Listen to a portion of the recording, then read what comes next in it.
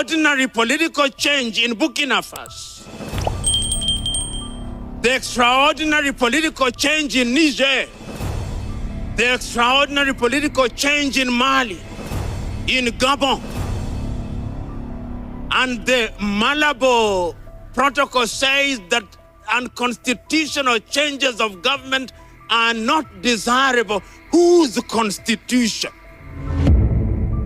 Made under what tradition? People are tired.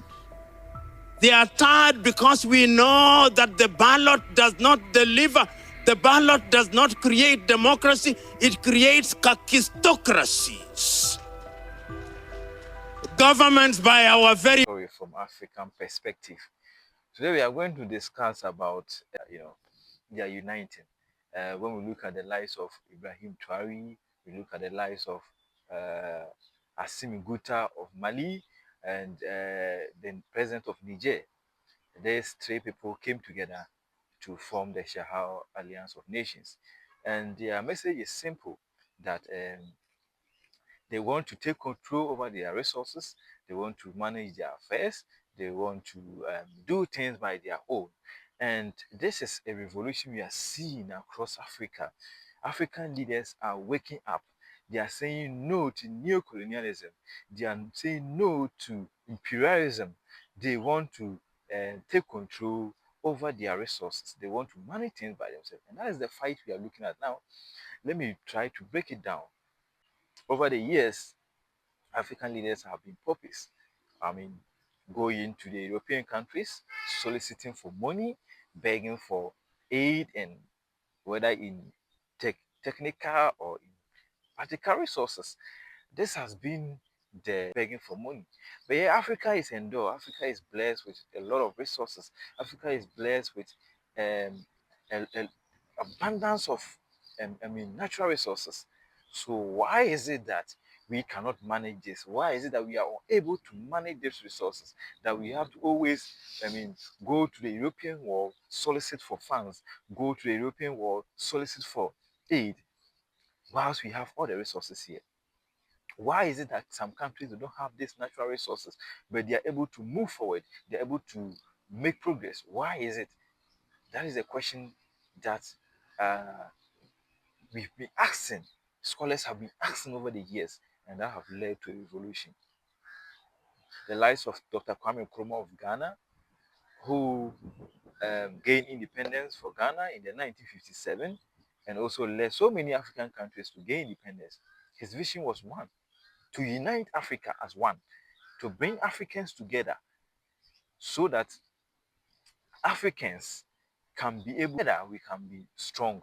So the vision of Kwame Nkrumah was to make Africans one so that we can become strong.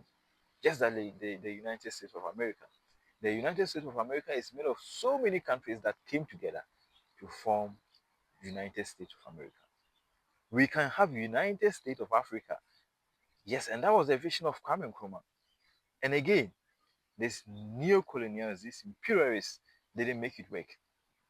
You can think of the life of Muhammad Gaddafi. You can think of Muhammad Gaddafi. He too, he fought. Muhammad Gaddafi wanted to make a lot of things work for Africans. But what happened? They killed him. Yeah. We can talk about Thomas Sankara of Burkina Faso. Thomas Sankara too tried to make things work. He was also assassinated. There are so many leaders who rose up to make Africa better. But at the end, they died. Either they will die or they will use their own people against them. They will incite their own people to fight against them. This is what Africa is going through. When we try to rise up on our own, the neo-colonialists, the imperialists, comes out with strategies.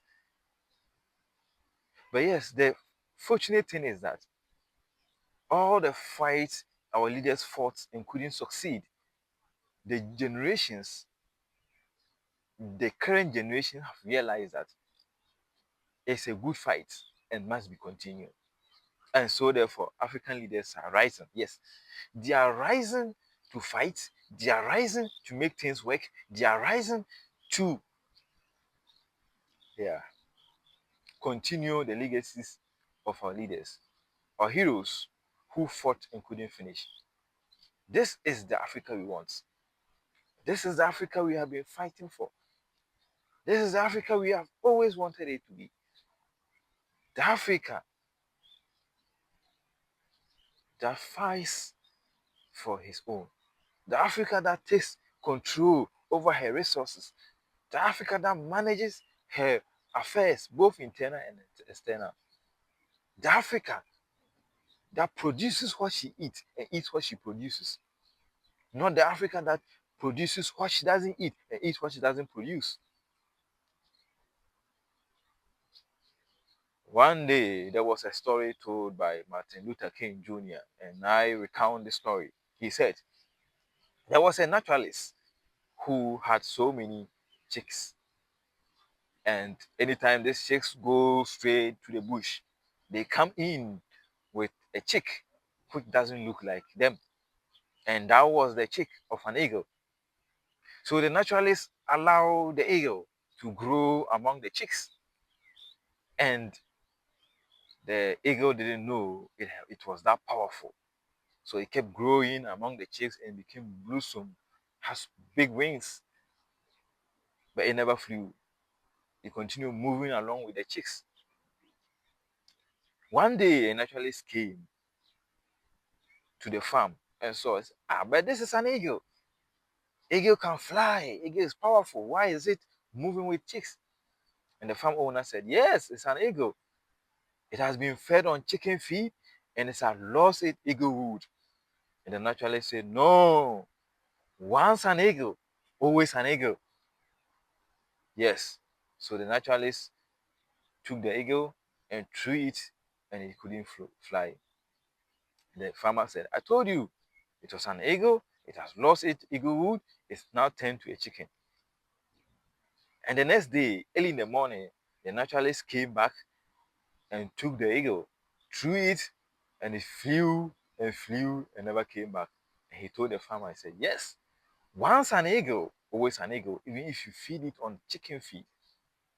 And that same story can be told of Africa. Yes, once an eagle, always an eagle.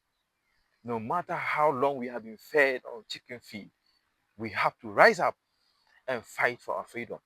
And yes, African leaders are fighting. African leaders are rising up. African leaders are realizing this. And there is a revolution in the heart of African leaders. And that is what we are talking about. The African leaders fight back. Now is the war between Africans and the world. Because every part of the world, most part of the world, seeks to exploit Africa. And Africa is endowed with all the natural resources. And every country that comes in wants to take his or her portion. And that can be said so in Berlin when all the countries get it and shared Africans, share African countries among themselves. So we've realized that we cannot continue to be fed on chicken feed. We are eagles, and it's time for Africans to rise and fight. It's time for Africans to fly and never come back again. And we have to fight. And that is Africans versus the world. Now the fight is between Africans and the world. Africans are fighting against the world. Yes, this is the time. This is the season. And so the naturalist was right. The naturalist was right to note that an eagle can be fed on chicken feed. But once it realizes its potential, it will fly. Africa has been tamed for so long, exploited, controlled. But yes, Africans have realized that we are eagles. We were never chicken. It's just that we were fed on chicken feed. And once we've realized this is a fight of Africans versus the world. So Africans are fighting against the world. And that is exactly what I'm talking about. This is One Africa Today, where we tell African stories from African perspective. If you enjoy this conversation, don't forget to subscribe, like, and share this. See you in the next episode. Bye. Africa together we stand. One Africa today.